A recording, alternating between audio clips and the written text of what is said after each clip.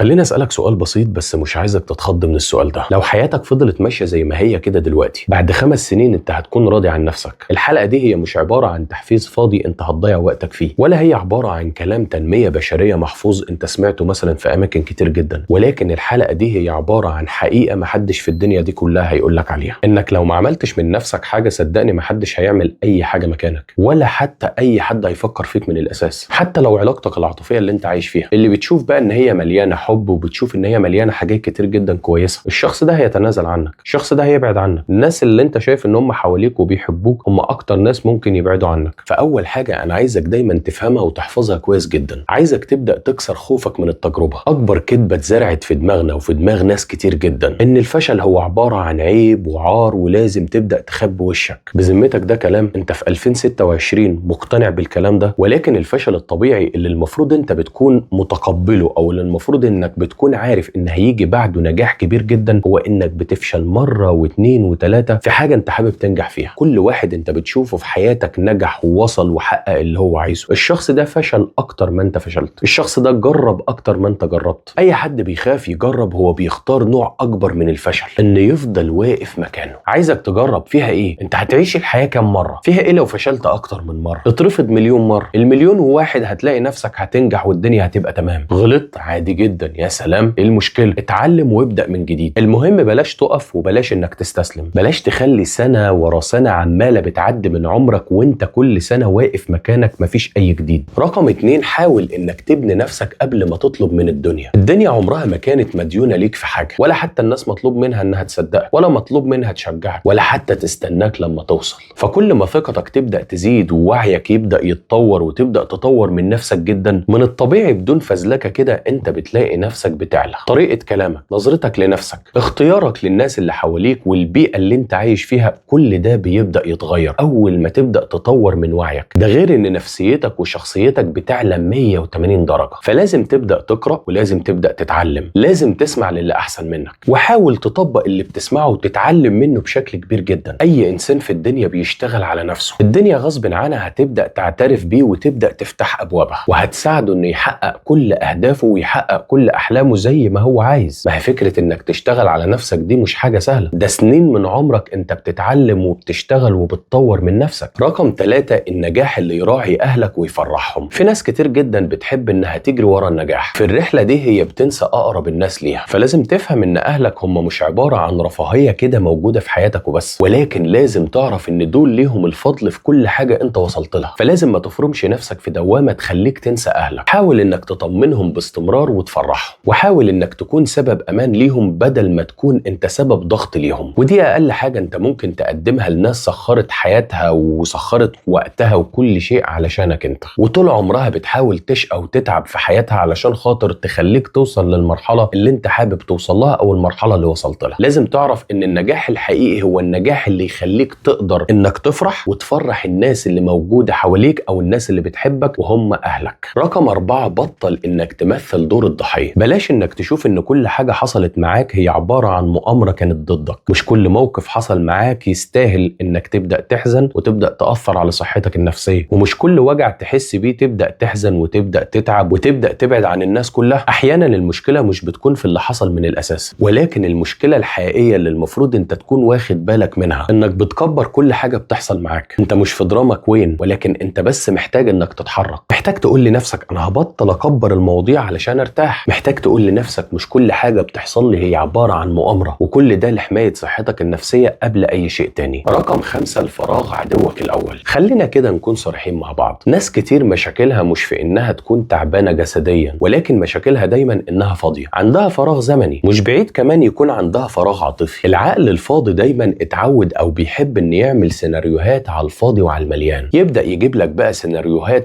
حصلت معاك في الماضي وسيناريوهات هتحصل معاك في المستقبل، ويخلق لك حاجات كتير جدا ممكن تضر بصحتك النفسية. تلاقيه يبدأ يخلق ليك طول الوقت أزمات ويعيشك في أوهام هي من الأساس أصلا مش حقيقية. فأنت محتاج إنك تبدأ تملى وقتك ده بحاجات مفيدة، يعني تبدأ تتعلم حاجة معينة وتبدأ تشتغل وتبدأ تطور من نفسك بشكل كبير. صدقنا أي إنسان بيكون مشغول بنفسه وبيحاول يطور من نفسه وبيسعى بشكل كبير جدا إن يقدر يتعلم أكتر وأكتر، عمر ما هيكون عنده وقت إن ينهار نفسيا. رقم 6، محدش فاضي يعيش تعيش حياتك مكانك. ركز في النقطة دي بالذات، هتريحك كتير جدا. على فكرة ناس كتير جدا بتكون مستنية ان اي حد يشجعها او مثلا ينقذها ويمسك ايديها ويخرجها من اللي هي فيه، بس الحقيقة اللي لازم تفهمها وبتوجع جدا ان كل واحد عنده حياته وهموم. مهما كان الشخص ده مين، مهما كان هو بالنسبة لك ايه، محدش في الدنيا هيقف ويستناك تقوم. ولو انت وقعت يبقى لازم انك تقوم لوحدك. ولو تعبت حاول انك تاخد نفسك وابدأ كمل تاني وما تقفش، لان باختصار انت الوحيد اللي مسؤول عن نفسك مش هما. وده عمره ما كان ضعف، ولكن ده قوة كبيرة جدا لازم تحفظها ولازم تخليها معاك، تحاول تكمل بيها لقدام او بقية حياتك كمان. رقم 7، النجاح بإيد ربنا والسعي بإيدك انت. مفيش مخلوق على وجه الكرة الأرضية يمتلك ان ينجحك او يخليك تفشل، لا شخص في حياتك ولا علاقة ولا حتى ظروف. ولكن الحقيقة كلها بتكون في السعي، انك لازم تسعى، انك لازم تجتهد، انك لازم تتغير، والنتيجة سيبها دايما على خالق الأرض ربنا سبحانه وتعالى. لازم تشتغل وتسعى وتاخد بالأسباب، وسيب الباقي على الله عز وجل. وربنا سبحانه وتعالى ما بيضيعش تعب حد، وانت اكيد عارف. في نهاية الحلقة البسيطة دي عايز اودعك بجملة بسيطة جدا خليها ترن في بالك. انت مشكلتك دايما انك فاضي. ايوه، عندك فراغ زمني. لو قدرت انك تملى الفراغ ده بحاجة نافعة ليك ولمستقبلك وعلاقتك بربنا سبحانه وتعالى، وانتظمت وبدأت تحفظ القرآن الكريم وبينت لنفسك ان في سعي حقيقي انت بتشتغل على نفسك عليه، اوعدك انت هتشوف حياتك هتتغير ازاي من غير بقى ما حد ينقذك ولا تستنى اي حد يمدلك ايده.